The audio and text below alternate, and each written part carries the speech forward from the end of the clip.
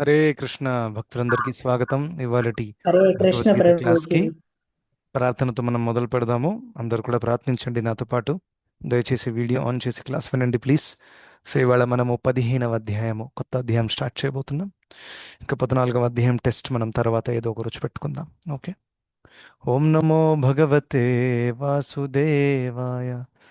ఓం నమో భగవతే వాసుదేవాయ. ఓం నమో భగవతే వాసుదేవాయ. ఓం అజ్ఞానతిమిరాంధస్య జ్ఞానాంజనశలాకయా చక్షురున్మిళితం येन తస్మై శ్రీగురవే నమః. నమో విష్ణుపాదాయ కృష్ణప్రేష్ఠాయ భూతలే శ్రీమతే భక్తివేదాంత స్వామిన్నితి నామినే. నమస్తే సారస్వతే దేవే గౌరవాణి ప్రచారిణే నిర్విశేషశూన్యవాदी పాశ్చాత్యదేశతారిణే. జయ శ్రీకృష్ణ చైతన్య ప్రభు నిత్యానంద శ్రీ అద్వైత గదాధర శ్రీవాసాది గౌరభక్తవృంద. హరే కృష్ణ కృష్ణ కృష్ణ హరే హరే హరే రామ రామ రామ హరే హరే. హరే కృష్ణ భక్తులందరికీ స్వాగతం ఇవాళ భగవద్గీత క్లాస్కి. సో మనము 14వ అధ్యాయం దాకా ఆల్రెడీ కంప్లీట్ చేసాము. 15వ అధ్యాయము ఇది కూడా చాలా చిన్న అధ్యాయము. ఓన్లీ ఐ థింక్ 20 శ్లోకాస్ ఉన్నాయనుకుంటా. So we're also getting very close to completing the Bhagavad Gita. Yes, 15 అయిన తర్వాత 16, 17, 18 మూడే అధ్యాయాలు మిగిలి ఉంటాయి. ఓకే. కానీ అందులో పెద్ద అధ్యాయాలు ఉన్నాయన్నమాట. సో ఈ 15వ అధ్యాయము చాలా చాలా ఇంపార్టెంట్ అధ్యాయము, ఇంకా చిన్న అధ్యాయం కూడా. ఎందుకు ఇంపార్టెంట్ అంటే ఈ అధ్యాయంలో భగవంతుడు ప్రత్యేకంగా భౌతిక జగత్తు మరియు ఆధ్యాత్మిక జగత్తు గురించి చాలా చర్చిస్తారు. భౌతిక జగత్తు యొక్క లక్షణాలు ఏంటి, ఆధ్యాత్మిక జగత్తుకి ఉండేటటువంటి లక్షణాలు, రెండింటికి తేడాలు ఏంటి, ఇంకా మనం ఎక్కడ చిక్కిపోయి ఉన్నాము, ఏ విధంగా చిక్కిపోయి ఉన్నాము భౌతిక జగత్తులో, మరియు మనం ఏ విధంగా బయటపడవచ్చు, అవన్నీ కూడా చెప్తారన్నమాట. సో నేను స్క్రీన్ మీద షేర్ చేస్తాను. సో ఫస్ట్ 2 శ్లోకాలు నేను డిస్ప్లే చేస్తాను. So I will recite the shloka and Maithili Mata you can read the translation. Is it okay? Yeah, thank you. So Bhagavad Gita 15వ అధ్యాయము మొట్టమొదటి శ్లోకము. శ్రీ భగవానువాచ ఊర్ధ్వమూలమధః శాఖం అశ్వత్థం ప్రాహురవ్యయం ఛందాంసి యస్య పర్ణాని యస్తం వేద స వేదవేత్. అనువాదము. శ్రీ భగవానుడు పలికాడు, వేళ్లు పైముఖంగాను కొమ్మలు క్రింది ముఖంగాను వేదమంత్రాలు ఆకులుగాను కలిగిన ఒక నశింపులేని అశ్వత్థ వృక్షము ఉన్నదని చెప్పబడింది. ఈ వృక్షమును తెలిసినవాడే వేదములను తెలిసినవాడు. అధశ్చోర్ధ్వం ప్రసృతాస్తస్య శాఖా గుణప్రవృద్ధా విషయప్రవాలాః అధశ్చ మూలాన్యనుసంతతాని కర్మానుబంధీని మనుష్యలోకే. అనువాదము. ఈ వృక్ష కొమ్మలు ప్రకృతి త్రిగుణాలచే పోషింపబడుతూ క్రింది ముఖంగా పైముఖంగా వ్యాపించి ఉన్నాయి. దాని రెమ్మలు ఇంద్రియ విషయాలు. ఈ వృక్షపు వేళ్లు క్రింది ముఖంగా కూడా వెళుతూ మానవ సమాజములోని కామ్యకర్మలకు బంధింపబడి ఉన్నాయి. హరే కృష్ణ. హరే కృష్ణ. ధన్యవాదాలు. సో నేను మీకు ఒక డయాగ్రామ్ చూపిస్తాను కొంచెంసేపట్లో. అయితే ముఖ్యంగా ఈ యొక్క స్టార్ట్ నుంచి ఏం చెప్తున్నారంటే, పోయిన అధ్యాయంలో మనం చూసాము భగవంతుడు త్రిగుణాల గురించి చాలా డీప్గా చెప్పారు. ఇంకా ఏ విధంగా మన అందరం కూడా భౌతిక జగత్తులో ఎందుకు కంటిన్యూ అవుతున్నాము, పునరపి జననం పునరపి మరణం ఎందుకు నడుస్తుంది, ఎందుకంటే మనం త్రిగుణాలలో చిక్కిపోయాం కాబట్టి. అండ్ ఎప్పటిదాకైతే త్రిగుణాలలో ఉంటామో అప్పటిదాకా కర్మబంధన ఖచ్చితంగా కలుగుతుంది. ఎప్పటిదాకా కర్మబంధనం ఉంటుందో అప్పటిదాకా మనం జన్మము ఎత్తుతూ ఉండాలి. రైట్. అయితే దానికోసమే భగవంతుడు ఏం సొల్యూషన్ ఇచ్చారు? మాం చ యో వ్యభిచారేణ భక్తి యోగేన సేవతే. అటువంటి వాళ్ళు ఎవరైతే భగవంతుడి సేవలో తూచా తప్పకుండా అంటారు కదా, ఎప్పుడు మిస్ అవ్వకుండా భగవంతుడి సేవలో నియుక్తులై ఉంటారు, భగవంతుడిని సంతృప్తిపరచడానికి ప్రయత్నిస్తూ ఉంటారు. అటువంటి వాళ్ళు త్రిగుణాలకు అతీతులు అవుతారు. ఇంకా వాళ్ళు భగవద్ధామానికి వెళ్ళిపోవచ్చు. సో కానీ ఇప్పుడు మనం అందరం భౌతిక జగత్తులో చిక్కి ఉన్నాం. సో ఇక్కడి నుంచి ఎలా బయటపడాలి? స్వర్ణం. ఇంకా ఏ విధంగా మనం బంధింపబడి ఉన్నామనేది ఇక్కడ చెప్తున్నారు. సో ఎలా బయటపడాలి? ఈ భౌతిక జగత్తుని ఒక వృక్షముతో పోల్చారు స్వర్ణం. అశ్వత్థ వృక్షం, రైట్? అండ్ ఆ వృక్షాన్ని ఎప్పుడైతే మనం వేర్లతో కట్ చేస్తామో అప్పుడు ఇక్కడి నుంచి బయటపడచ్చు. అసంగశస్త్రేణ దృఢేన చిత్వా. చిత్వ అంటే కట్ చేయడం. అసంగశస్త్రేణ, అసంగ అంటే డిటాచ్మెంట్, నిరాసక్తి, వైరాగ్యము అనే శస్త్రముతో ఈ చెట్టుని మనం కట్ చేయాలి. లేకపోతే ఈ చెట్టు ఎంత పెద్దదంటే స్టార్టింగ్ ఎక్కడుంది, ఎండింగ్ ఎక్కడుంది తెలుసుకోవడం చాలా డిఫికల్ట్. ఎప్పుడప్పుడు చాలా పెద్ద చెట్లు ఉంటాయి, ఇట్ బికమ్స్ వెరీ కాన్వల్యూటెడ్, మొత్తం స్పెగటీ లాగా అయిపోతుంది, చాలా డిఫికల్ట్. ఇప్పుడు మీకు ఒక ఆకు చూయించి ఈ ఆకు మ్, ఏ కొమ్మ నుంచి వచ్చింది ఒరిజినల్గా అని చెప్పమంటే it becomes very difficult, because చాలా కాంప్లికేటెడ్గా ఉంది కాబట్టి, రైట్? సో ఆ విధంగా భౌతిక జగత్తుని చెట్టుతో పోల్చారు. కానీ ఇది మామూలు చెట్టు కాదు, తిరగబడ్డ చెట్టు. తిరగబడ్డ చెట్టు ఎలా ఉంటుంది? దాని వేర్లు మీద ఉంటాయి, ఇంకా శాఖలు కింద ఉంటాయి. అవునా? Just imagine, just invert tree. అయితే దాని అర్థం ఏంటి? శ్రీ భగవానువాచ అధశ్చూర్ధ్వం ప్రసృతాస్. No no, what is the first verse? ఊర్ధ్వం మూలం అధశాఖం.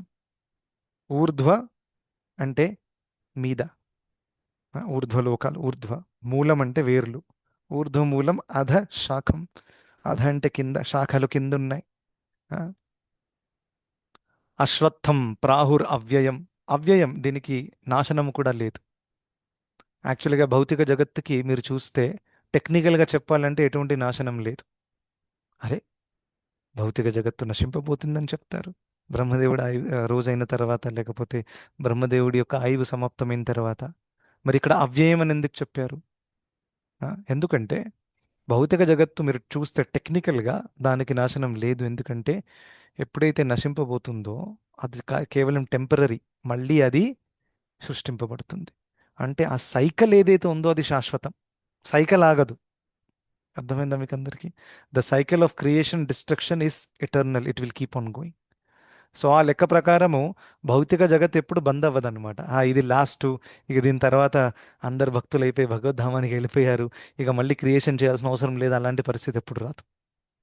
There will always be people who want to enjoy in the material world. So అందుకనే ఈ క్రియేషన్ ప్రాసెస్ అవ్యయము, దీనికి ఎటువంటి నాశనము లేదు, ఈ చెట్టుకి ఎటువంటి నాశనము లేదు అని చెప్పారు ఇక్కడ.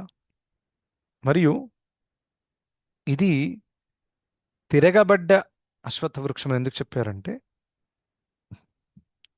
అసలైన వృక్షం ఏదైతే ఉందో అది ఆధ్యాత్మిక జగత్తుని ప్రతినిధిస్తుంది. ఇంకా ఈ భౌతిక జగత్తు ఆధ్యాత్మిక జగత్తు యొక్క ప్రతిబింబము. సో ప్రతిబింబంలో చెట్టు తిరగబడినలాగా కనిపించవచ్చు, అవునా కదా? లైక్ ఒకవేళ చెట్టు ఉంది, అక్కడ ఒక నది ఉంది. సో మీరు నదిలో చూస్తే ఒకవేళ, then if you see from this side, దాని వేర్లు మీద కనిపిస్తాయి, శాఖల కింద కనిపిస్తాయి, తిరగబడినట్టు ఉంటుంది అది, అవునా కాదా? కానీ ఒకటి మాత్రం వాస్తవం, అదేంటి? ఒరిజినల్ చెట్టులో ఏమేమి ఉన్నాయో ఈ ప్రతిబింబంలో అన్నీ ఉంటాయి, అవునా కాదా? సో నది దగ్గర ఉండే మామిడి చెట్టులో 20 మామిడి పండ్లు ఉన్నాయి అనుకోండి, ప్రతిబింబంలో 18 ఉండవు కదా, 20 ఉంటాయి అందులో కూడా. దశవర్ణం. సో దాని అర్థం ఏంటి? ఈ భౌతిక జగత్తులో ఉండేదంతా కూడా ఆధ్యాత్మిక జగత్తులో కూడా ఉంది. కానీ అక్కడ శుద్ధ స్థాయిలో ఉంది, ఇక్కడ అశుద్ధ స్థాయిలో ఉంది, అంతే తేడా. దశవర్ణం. సో ఇక్కడ కూడా జనాలు ఉన్నారు, మన కాళ్ళు చేతులు కళ్ళు ముక్కు ఇలాంటి శరీరాలు అక్కడ కూడా ఉన్నారు, గోపబాలులు ఉన్నారు, వాళ్ళు కూడా చూడ్డానికి మానవుల్లాగానే ఉంటారు. Yes or no? ఎస్. ఇంకా ఆధ్యాత్మిక జగత్తులో ఉండే గోలోక బృందావనంలో ఆవులు ఉన్నాయి, ఇక్కడ కూడా ఆవులు, అక్కడ నదులు, అక్కడ పీకాక్, పక్షులు, ఇవన్నీ కూడా ఉన్నాయి అక్కడ, ఇక్కడ కూడా ఉన్నాయి. కానీ అక్కడ శుద్ధ స్థాయిలో ఉన్నాయి, ఇక్కడ అశుద్ధ స్థాయిలో ఉన్నాయి. సో శుద్ధ స్థాయిలో ఉన్న అశుద్ధ స్థాయిలో ఉన్న తేడా ఏంటి? ఎవరు చెప్తారు? ఒక తేడా చెప్పండి. ఎస్, అన్మ్యూట్ చేయొచ్చు. ప్రభుజీ, ఒకటి శాశ్వతమైనది, ఒకటి అశాశ్వతమైనది. ఓకే, అక్కడ అంతా శాశ్వతం, ఇక్కడ అశాశ్వతం. Okay, that difference is correct. కానీ నేను ప్రత్యేకంగా అడిగింది శుద్ధము అశుద్ధ స్థాయి.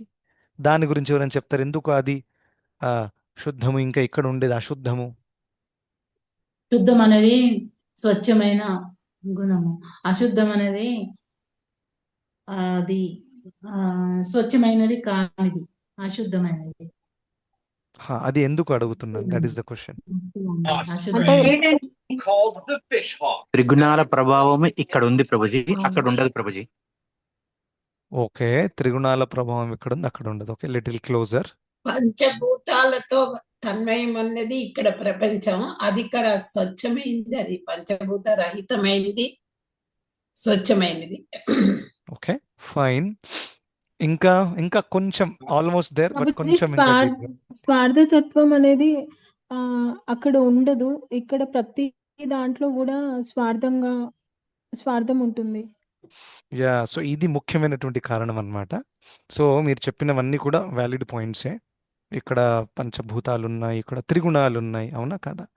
కామ క్రోధ లోభ మోహ మదమత్సర్యముల యొక్క ప్రభావం ఇక్కడ ఉంది, అక్కడ లేదు. Yes or no? This is more like the external situation, right? త్రిగుణాలు ఉన్నాయి, పంచమహాభూతాలు ఉన్నాయి, ప్రలోభాలు ఉన్నాయి, ఇవన్నీ ఓకే. కానీ ఇంటర్నల్గా ఒక పెద్ద తేడా ఉంది అక్కడ ఇక్కడ. అక్కడ ఉండే వాళ్ళందరూ కూడా శుద్ధావస్థలో ఉన్నారు. దాని అర్థం ఏంటి? వాళ్ళకి భగవంతుడి సేవ తప్ప వేరే ఎటువంటి లక్ష్యం అక్కడ లేదు.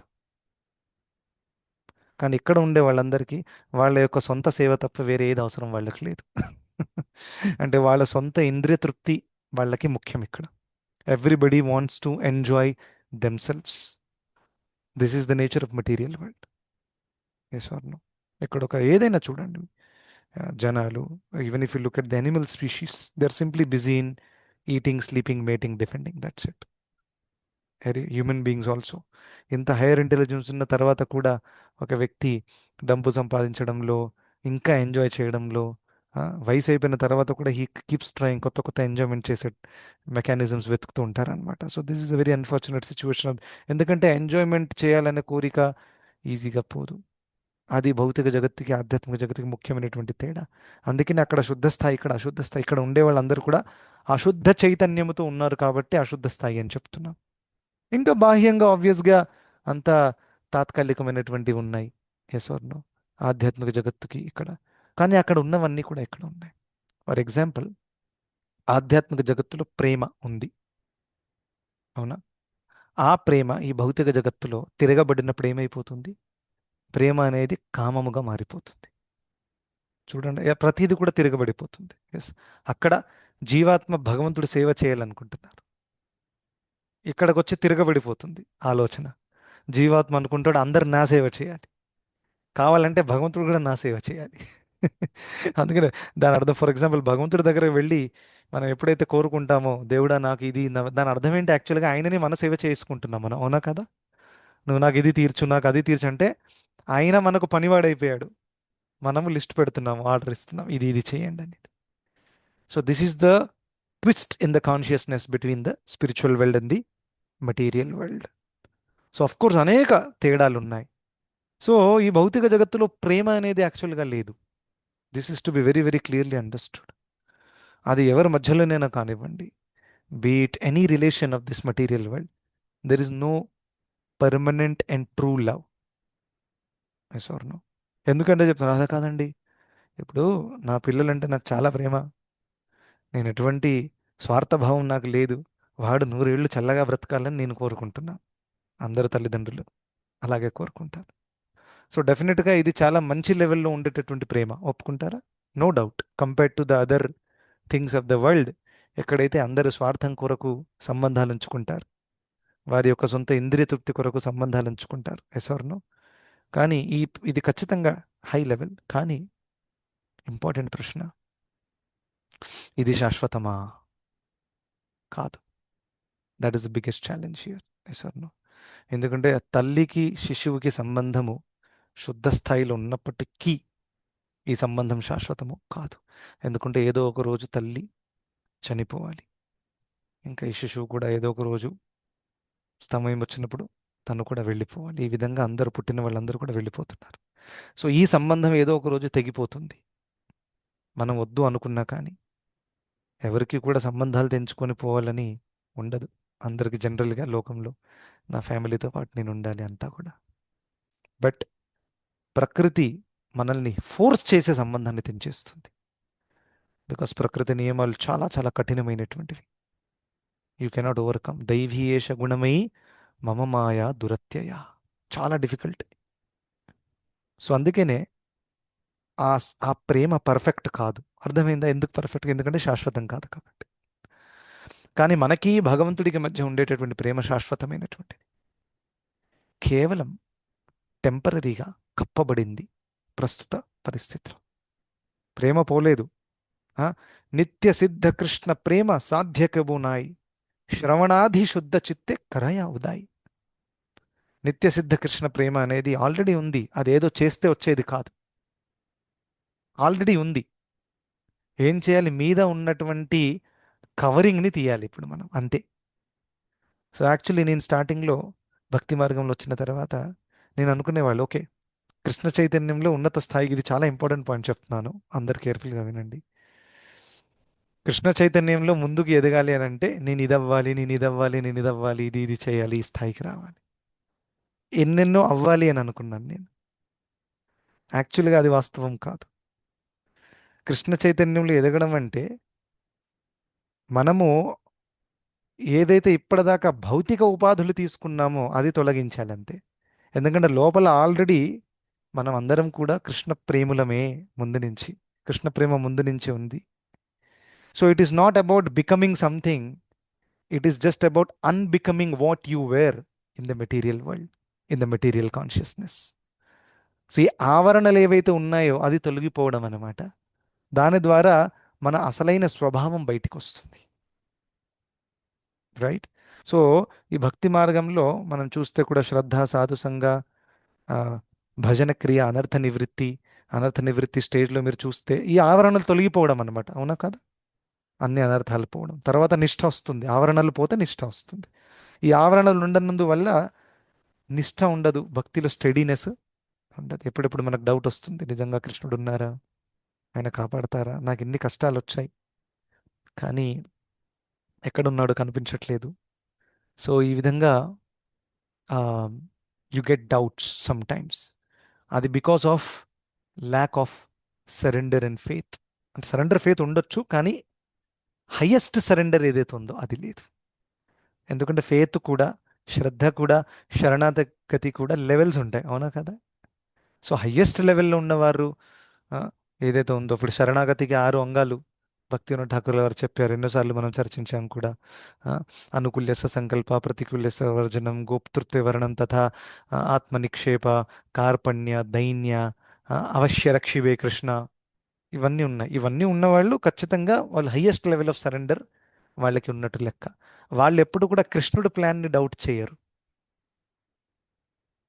They may question their own intelligence, but they will never question Krishna's intelligence, because they know whatever Krishna does is best for me, provided I am following Guru, Sadhu and Shastra.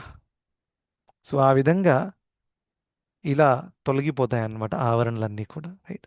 So in that sense కామము అనేది ప్రేమగా convert అయిపోతుంది. కామం అనేది యాక్చువల్గా covering. ఆ covering పోతే లోపల ఉండేది ప్రేమ బై డిఫాల్ట్. బయట నుంచి తెచ్చే సామాను కాదు అది, ముందు నుంచే ఉంది అది. సో ఆ విధంగా ప్రేమ ఉద్భవిస్తుంది భగవంతుడి పట్ల.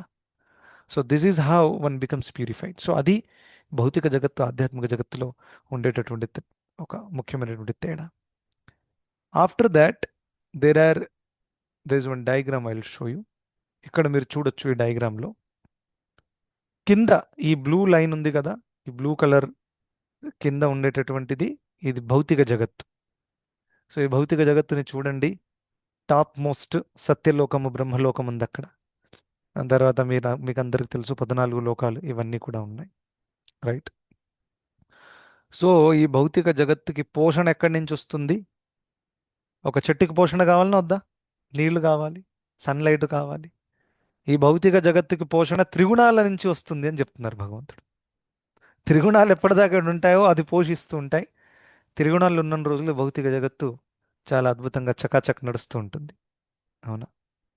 ఇంకా ఈ భౌతిక జగత్తులో ప్రతి ఒక్క చెట్టుకి ఫలాలు ఉంటాయి కదా. ఇక్కడ ఫలాలు ఏంటి? చతుర్విధ పురుషార్థాలు: ధర్మ, అర్థ, కామ, మోక్ష.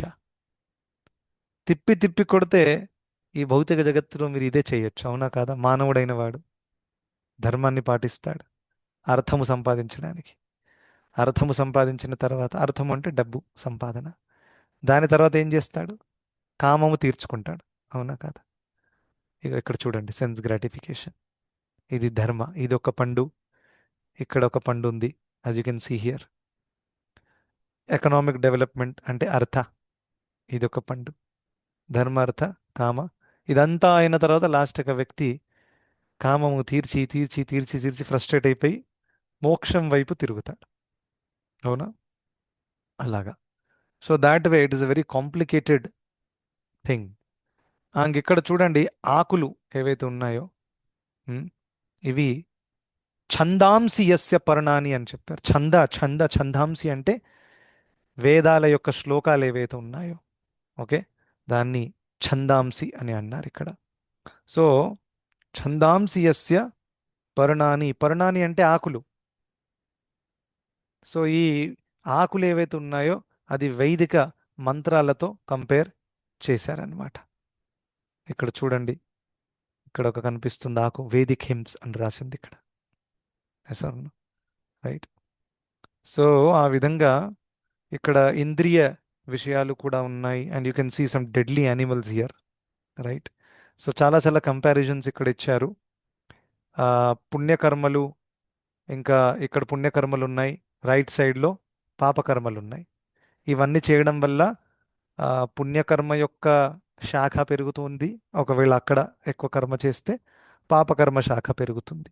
ఆ అన్ని శాఖలలో మనం పూర్తిగా చిక్కిపోయామన్నమాట, పుణ్యము ఇంకా పాపము అనే శాఖలలో. రైట్. కానీ మీద చూడండి ఎంత హాయిగా ఉంది. అక్కడ రాధారాణి మరియు కృష్ణుడు ఉన్నారు. అదే యాక్చువల్గా మన అసలైన ఇల్లు. సో అందరూ మీ అసలైన ఇల్లు ఎలా ఉంటుందో చూడండి. ఎస్, ఇక్కడికి వెళ్ళాలి మనం అందరం కూడా. అండ్ ఇక్కడ నెమలి, ఇక్కడ కూడా ఆవు, అన్నీ కూడా ఉన్నాయి. కానీ మధ్యలో ఒక ఫెవికోల్ ఉంది. అదేంటి ఫెవికోలు? కోరిక, డిజైర్. ఆ కోరిక ఏ కోరిక? కృష్ణుడికి సేవ చేయాలి అనే తప్ప వేరే ఏ కోరిక అయినా కానీ ఆ కోరిక భౌతిక కోరిక. చాలా సింపుల్. ఆ కోరిక వల్లే ఒక జీవి ఈ యొక్క జగత్తులో అతుక్కుని ఉన్నాడు అనమాట. The desire is like the Fevicol which is keeping the jiva stuck in the material world. So అందుకనే ఆ కోరిక ఇంకా చాలా, ఆ కోరిక తీర్చి తీర్చి తీర్చి తీర్చి వృక్షం ఇంత పెద్ద అయిపోయింది. కర్మవృక్షం అని కూడా అంటారు. భాగవతంలో ఒక సందర్భం వస్తుంది ఎక్కడైతే కర్మవృక్షం అని కూడా చెప్తారు. సో ఆ విధంగా ఎప్పుడైతే మనం కోరికని మళ్ళీ భగవంతుడి వైపు మలుపుతామో, ఆయన సేవలో నియుక్తులు అవ్వడానికి, అప్పుడు మనము ఈ భౌతిక జగత్తుని వదిలేసి ఆధ్యాత్మిక జగత్తుకి వెళ్ళగలిగే అవకాశము ఉంది. సో ఇది అంత ఈజీ కాదు, ఇది వదిలేసి వెళ్ళిపోవడం. ఓకే. ఇంకోటి, ఇక్కడ మీరు చూస్తారు అనేక దేవి దేవతలు కూడా ఉన్నారు. ఎస్. సో వాళ్ళందరూ కూడా మన యొక్క అనేక కోరికలు, చాలా కాంక్షంతః కర్మణాం సిద్ధి యజతః అన్య దేవత. అయితే అనేక దేవి దేవతలను కూడా చాలామంది ఆరాధిస్తారు. ఎందుకంటే వాళ్ళ యొక్క భౌతిక కోరికలు ఏవైతే ఉన్నాయో, ధర్మార్థ కామ, ఈ ధర్మార్థ కామం తీర్చుకోవడానికి జనరల్గా దేవి దేవతల ఆరాధన చేస్తారు. Generally you will not see that విష్ణువు దగ్గరికి వెళ్ళి అర్థము ఉంటారు అలాంటి వాళ్ళు కూడా, ఆఫ్ కోర్స్ చతుర్విధ భజంతే మాం. కానీ జనరల్గా అలాంటి వాళ్ళు చాలా తక్కువ. ఎందుకంటే అలాంటి వాళ్ళని కూడా భగవంతుడు ఏమన్నారు? సుకృతిన అన్నారు. చాలా చాలా సుకృతి కలిగిన వాళ్ళు. కానీ మ్యాక్సిమం అందరూ కూడా they are busy with the కర్మకాండము. సో కర్మకాండం చేసి చేసి ఇందులోనూ చిక్కిపోయి ఉంటారనమాట. ఏదో ఒక టెంపరీ హ్యాపీనెస్ వాళ్లకు దొరుకుతూ ఉంటుంది. సో ఇది ఈ వృక్షం గురించి ఇక్కడ ఎక్స్ప్లెయిన్ చేయబడ్డాయి. అండ్ ఈ విధంగా కర్మానుబంధీని మనుష్యలోకే, ఈ విధంగా మనుష్యలోకే, in the world of human society, ఈ మానవులు ఉండేటటువంటి ఒక సమాజము ఈ విధంగా చిక్కిపోయి ఈ యొక్క ట్రీలో ఉంది అని చెప్పారు. నా ఫ్యూచర్ ఇప్పుడు ముందుకెళ్ళిన తర్వాత భగవంతుడు ఆధ్యాత్మిక జగత్తు కూడా చెప్తారు, డీటెయిల్స్ ఇస్తారనమాట. ఫర్ ఎగ్జాంపుల్, న తద్భాసయతే సూర్యో న శశాంకో న పావకః. ఆధ్యాత్మిక జగత్తులో మీకు ఎటువంటి సూర్యుడు చంద్రుడు అవసరము లేదు, ఎందుకంటే అక్కడ కూడా అంతా కూడా బ్రహ్మజ్యోతి ఉంటుంది, అంత స్వయంగా వెలుతురు వస్తుంది. ఇంకా యద్గత్వాన నివర్తంతే తద్ధామ పరమమ్మమ అని చెప్పారు. సో ఆ పాయింట్ మీరు ఇంట్రెస్టింగ్గా 3వ శ్లోకంలో కూడా చెప్పారు. ఇప్పుడు నెక్స్ట్ 3వ 4వ శ్లోకం రాబోతుంది. అక్కడ చెప్తారు చాలా క్లియర్గా భగవంతుడు, ఇది వృక్షము, ఇక్కడ చిక్కిపోయి ఉన్నారు. కానీ ఒక వ్యక్తి దేని గురించి ఆశించాలి? ఎక్కడికైతే వెళ్తే మళ్ళీ అక్కడి నుంచి తిరిగి రాకుండా ఉండేటటువంటి యొక్క పరిస్థితి కోసము ఆశించాలి అని చాలా చాలా క్లియర్గా, అంటే మన ఆశయాలు ఎలా ఉండాలి జీవితంలో అనేది కూడా కృష్ణుడు మనకు చెప్తున్నారు అనమాట. అందరూ అనేక ఆశయాలు తీసుకొని తిరుగుతున్నారు ఈ లోకంలో, కానీ ద ఓన్లీ మెయిన్ ఆశయం ఏంటంటే మనము పర్మనెంట్ ప్లేస్కి వెళ్ళిపోవాలి. ఆ పర్మనెంట్ ప్లేసే ఆధ్యాత్మిక జగత్తు. ఓకే, సో ఇది ఓవర్వ్యూ, ఫస్ట్ అండ్ సెకండ్ శ్లోకంలో నేర్చుకోవాల్సిన విషయం. Thank you so much. Hare Krishna.